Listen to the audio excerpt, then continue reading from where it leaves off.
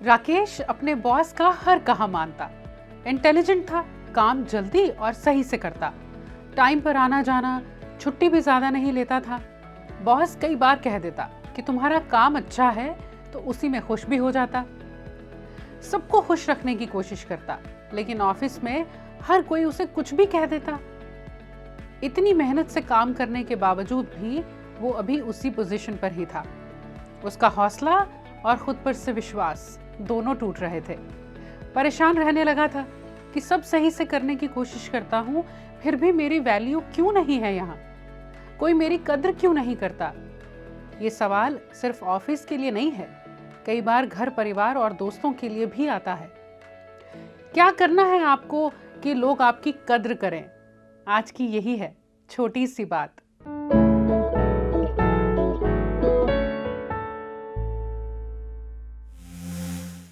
Don't be fake.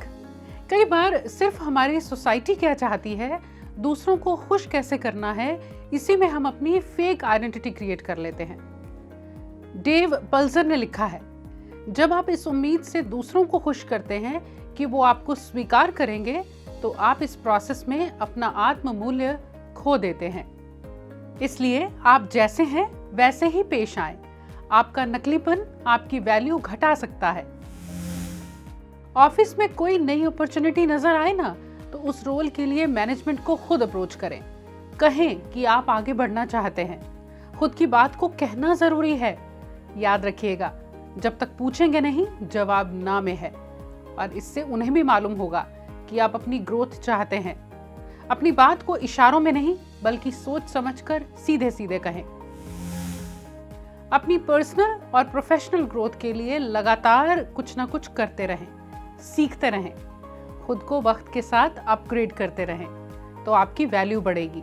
जो आपने सीखा, जो आप जानते हैं, उसके बारे में बात करने से, उसे दिखाने से हिचकिचाए नहीं। दूसरों से अलग सोचते हैं तो उसे कहने की हिम्मत करें।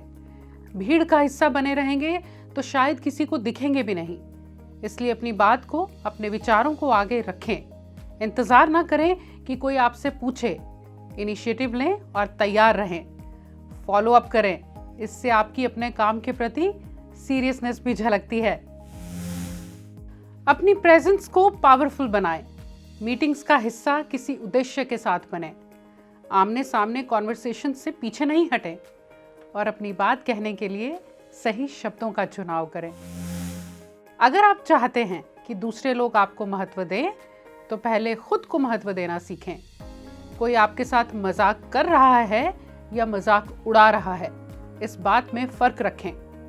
और हाँ, आपकी मर्जी के बिना आपको कोई नीचा नहीं दिखा सकता, ये याद रखें। कॉलेज में मेरी एक क्लासमेट जब भी कहीं जाना होता, वो हमेशा पहले हाँ करती, फिर जाने से कुछ देर पहले ही ना कर देती। हमारे प्लान्स कई बार खराब हुए। कई बार ग्रुप प्रोजेक्ट करते हुए वो अपने हिस्से का काम लेती तो बड़े जोश के साथ थी, लेकिन वक्त पर पूरा नहीं करती। धीरे धीरे उस पर सबका यकीन हटने लगा। कोई ग्रुप बनाना चाहता भी नहीं था उसके साथ। ऐसे वादे ना करें जिन्हें आप निभा नहीं सकते। कई लोगों को आपने बड़ी बड़ी बातें करते सुना होगा, लेकिन वक्त आने पर सबसे पहले उन्हें ही पीछे हटते हुए। उस बात का, चीज का दिखावा बिल्कुल ना करें जो आपके पास है नहीं। पीठ पीछे फेंकू ही कहेंगे सब। यानी अपने कहे की रिस्पेक्ट पहले खुद करें, फिर दूसरे भी वैल्यू करेंगे। ऐसे लोग आपको भी मिलेंगे, लेकिन खुद वैसा नहीं बनना है। खुद को बिजी रखें। जब आप हर किसी के लिए हर जगह पर अवेलेबल होते हैं, तो कई लोगों को आपकी कद्र महसूस नहीं होती, क्योंकि उन्हें लगता है आप तो हैं ही। उनका ध्यान उन लोगों की तरफ ज्यादा होता है जो बिजी हैं। मालूम है कि वो अपना ज्यादा वक्त किसी को देते नहीं हैं। इसलिए कभी कभी ना कहना भी सीखें। कोई दूसरा अच्छा काम करे तो उसकी तारीफ करने से हिचकिचाए नहीं। ये आपकी पॉजिटिविटी का साइन है, और इस बात का भी कि आप अच्छे काम की परख रखते हैं। यदि आप चाहते हैं कि आपकी बात की वैल्यू हो, तो दूसरों को सुनने की भी आदत डालें। उनकी बातों की भी कद्र करें। सिर्फ बोलते ही रहेंगे तो आपको सुनने वालों को शायद आपकी बातें सिर्फ आवाजें ही लगेंगी। अपनी बात कहते वक्त सही शब्दों का, सही टोन का इस्तेमाल करें। किसी ने लिखा है ना, अंदाज़े बयां रंग बदल देता है, वरना दुनिया में कोई बात नई बात नहीं। खुद की वैल्यू बनाना यानी खुद का एक ब्रांड बनाना, और इसके लिए मेहनत तो करनी होगी। इसलिए कमिटेड रहें, सीखना बंद ना करें, वक्त के साथ आगे बढ़ें, खुद पर विश्वास रखें। जावेद अख्तर साहब ने लिखा है ना, जब साज है आवाज है, फिर किस लिए हिचकिचाना, और फिर न घबराओ हम हैं नए, अंदाज क्यों हो पुराना।